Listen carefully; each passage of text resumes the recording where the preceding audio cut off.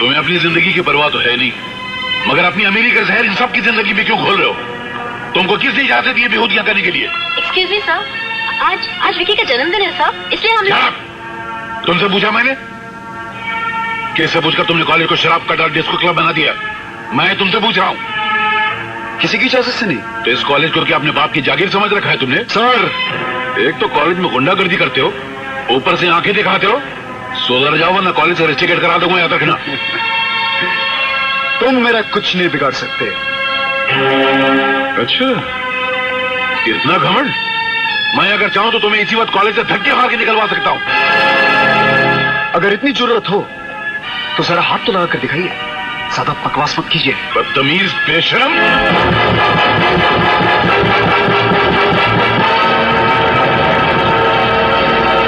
How dare you!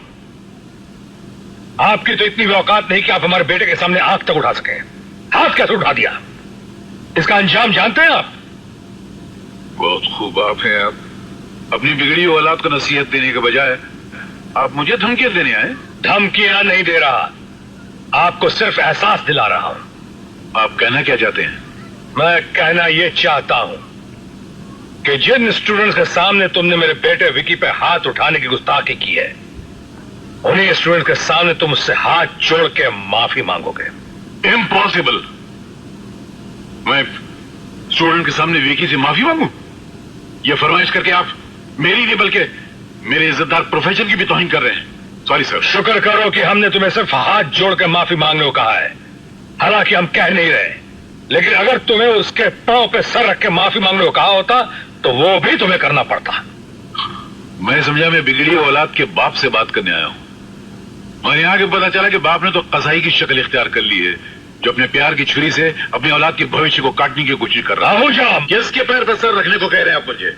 उसके जिसके पैर जमीन पर ही नहीं है, जिसके पैर तबाही और बर्बादी की जमीन में दफन हो चुके हैं। और एक दिन ऐसा आएगा। मिस्टर आहूजा, हम आपकी बहस में क्या रखा है? मिस्टर चौधरी हमारे कॉलेज के चेयरमैन ही नहीं, हमारे अन्नदाता भी हैं।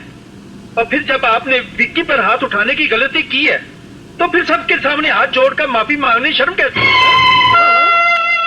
सही कहा आपने सर,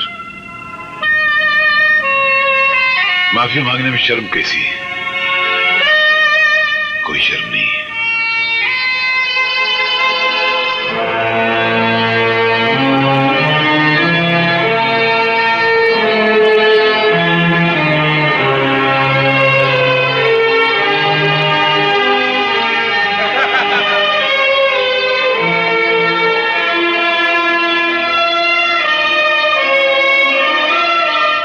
विकी,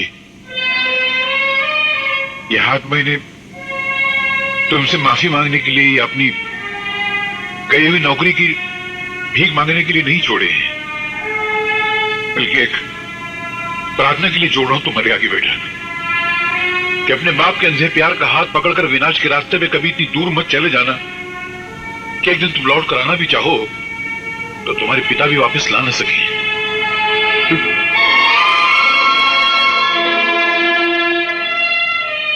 दौलत पे इतना गुरूर अच्छा नहीं है बेटा, ये बहुत बेवफा चीज है। ये इंसान के पास आने में बहुत वक्त लगाती है, लेकिन जाते वक्त पलक झपकते ही चली जाती है।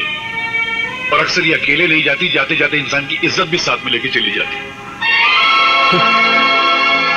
देखिए बेटा, अपने इस उस्ताद, इस बुजुर्ग की एक बात याद रखना, अपने दिल की गिरह में बांध के रखना कि दौलत का गुरूर डंक बनकर किसी कमजोर को डस तो सकता है, मगर उस डंक का जहर डसने वाले की अपनी जिंदगी में खुल जाया करता है।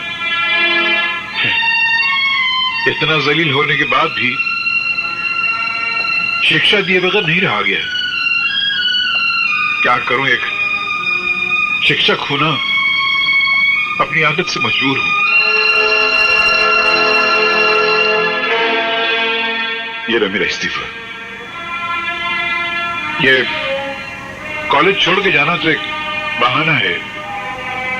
हो सकता है मेरे मुकद्दर में यहां का दाना पानी इतना लिखा हो, मगर बेटा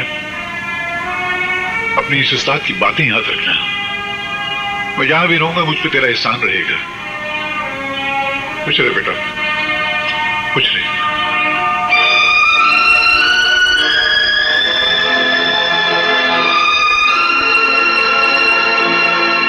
चेयर चेयर।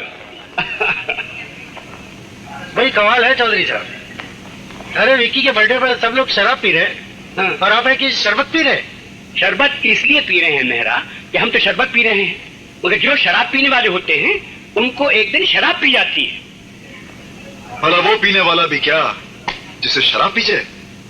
तो लग जाए शर्त कि तुम शराब की पूरी बोतल एक ही सांस में पी जाओगे। और अगर मैंने पी ली तो जो तुम कहोगी वो मैं करूंगी, वरना जो मैं कहूंगी वो तुम्हें करना होगा। अगर ये शर्त मैं जीत गया तो ये शर्त तुम्हें बहुत भारी पड़ जाएगी। सोच लो, तुम्हारे पास अभी भी वक्त है। तुम्हें थूक के चाटना हो तो बेशक चाट लो।